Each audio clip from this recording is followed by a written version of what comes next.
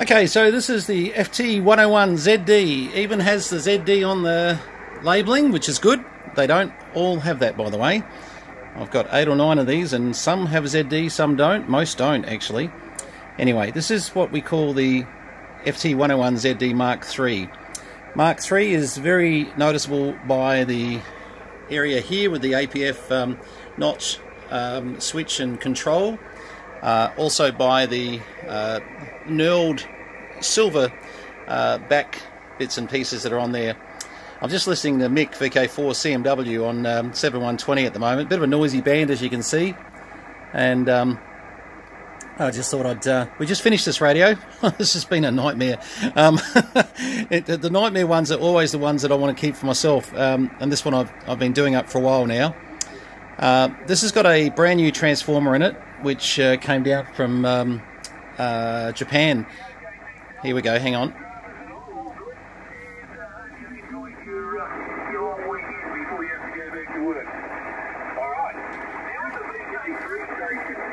Here we go.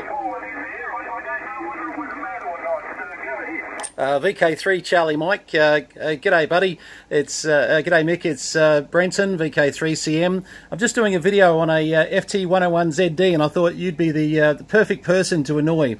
Anyway, g'day mate, good to hear you on 40 metres. Old 101ZD Mark III, mate, back to you, go ahead.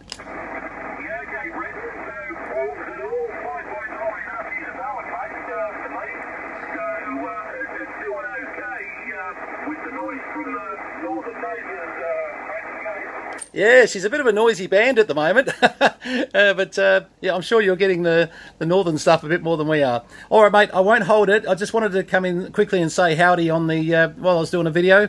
I heard you in there and I thought you're the perfect victim. All right, mate, 73's to you, VK4 CMW, VK3 Charlie Mike. Thanks for letting me in on the net. Go ahead.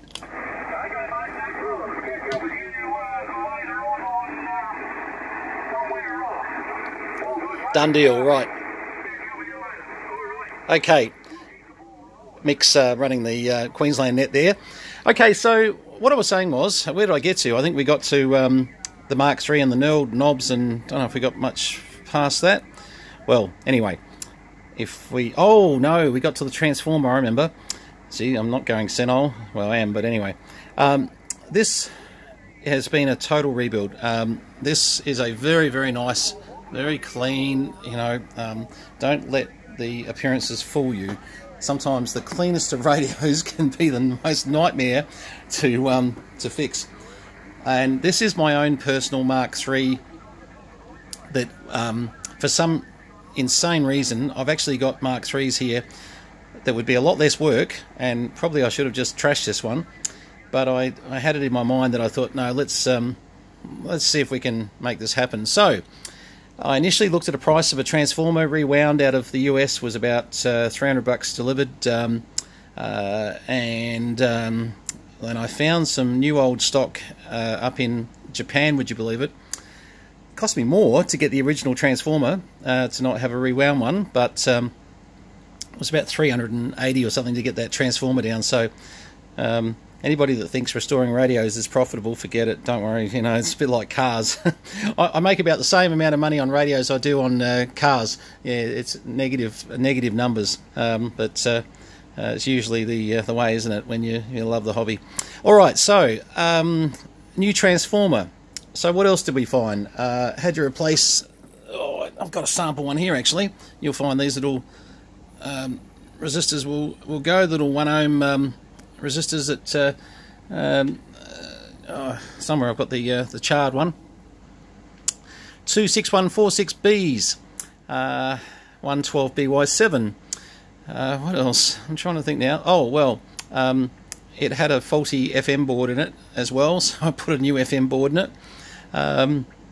Thank God it didn't have any scratches on it, because you know this is a one of those radios that you've really put so much investment into. The outside needs to really mimic what you've done to the inside. But yeah. Anyway, so why carry on about a Mark III? Well, no real reason. Sometimes I think we do carry on a little bit. The Mark III was certainly nice in the fact that you had the option here, AM, FM. Now, people misread that. They actually think the AM, FM means that somewhere else there's another switch. There's not. You get the choice of either AM or FM. Now, I've got an FM board in this one. I've got a Mark II, which has got AM standard in it. Well, I'm not sure that came standard. I think there's still an option, actually, I think, the boards. Yeah, sorry, they were. And I've got a Mark I and a, what I call a Mark 0 non-digital with AM boards in them as well. And believe it or not, the AM boards are really, really hard to get. So that's why I've kept a lot of the AM boards in the ones. And plus, you tend to be either someone who's going to be on 7125 AM or someone who's on 29.6 FM. I'm a bit of both. So, you know, an each way bet between the models is not so silly, just to keep a bit of each. But, okay, so the FT101ZD Mark III, good, you know, 100 watts output. And as you can see, I won't bother going through with the service monitor thing that we normally do. I can tell you now, after spending all day on this thing, I don't think I want to look at the service monitor anymore. But they're a beautiful radio. When you're through doing everything you've got to do to them, you know, and you've felt the pain and etc. etc. And by the way, we've got to have a look here. Now, here's something we've missed. 705, let's call it 7050 there.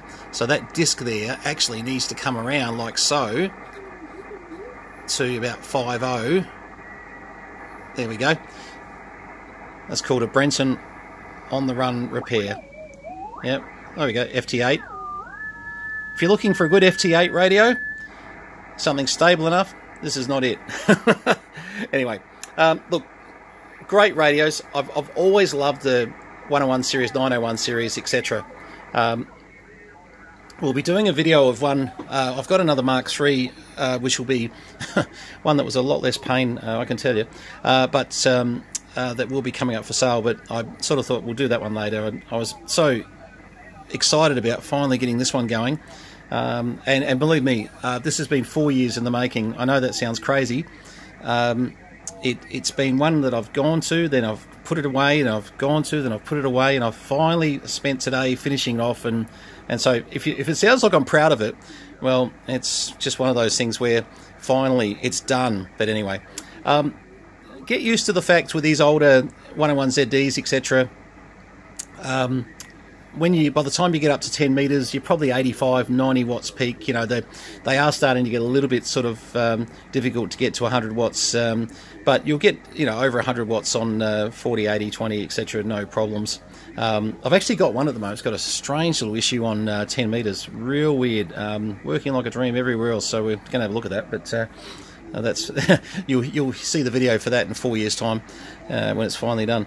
But yeah, so this one has been a labour of love. You know, it's just one of those ones where you just keep on sort of playing around and keep on getting there slowly but surely. I really wanted to do a bit of a tutorial on, you know, just some of the faults and some of the things that we found, because they're really good to share, but I'll do it on another one. Today was a little bit jam-packed in the fact that a lot had to happen, and trying to videotape it was going to be a little bit awkward, but anyway.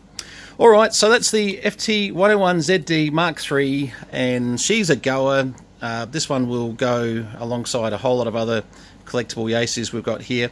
There will be the ZD Mark III, Mark II, Mark I, Mark 0, so there's 4 of those in total. And the other 5 or 6 we've got, not that many, no, the other 4 or 5 we've got, you'll see them come up for sale soon, because we have got to get some shelf space here. This is getting crazy, so want to try and sort out the lunacy. Alright, anyway, nice to show you a look at the 101ZD Mark III, especially since it's working. I just hope I come out tomorrow and it's still working. I really don't want to have to fix this one anymore. It's taken up enough time. Anyway, as I said, labour of love. And if you love these things, well, just get into them, enjoy them, and, you know. Anyway, there you go. Working beautifully. Bit noisy out there, unfortunately, on the band tonight.